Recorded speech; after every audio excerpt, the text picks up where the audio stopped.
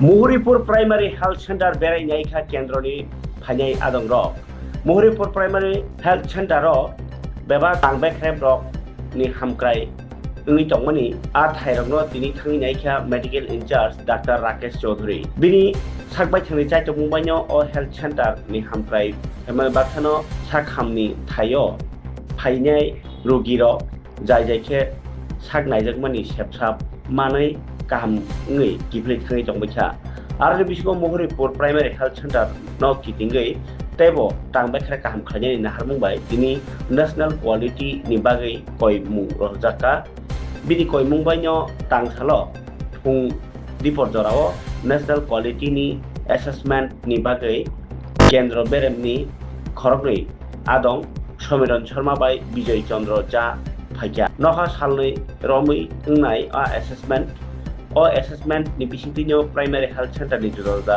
बाबाय रकनो नायनाय केंद्रनि अहा दं रक अ नायनायनि फाइमानो किटिंगै मुहुरीपुर आमसे लुकरं बिसिखौ बेलाय खातंमानि नुजाखा तनो खातुं लायै थाका लायखा मुहुरीपुर प्राइमारी हेल्थ सेंटर ताबो मेडिकल इंचार्ज राकेश चौधरी ती भांबाय हासपाताल तेबो हामक्राय उंगानो हनै এখানে আজকে এনকোয়াস মানে ন্যাশনাল কোয়ালিটি অ্যাসেসমেন্ট চলছে।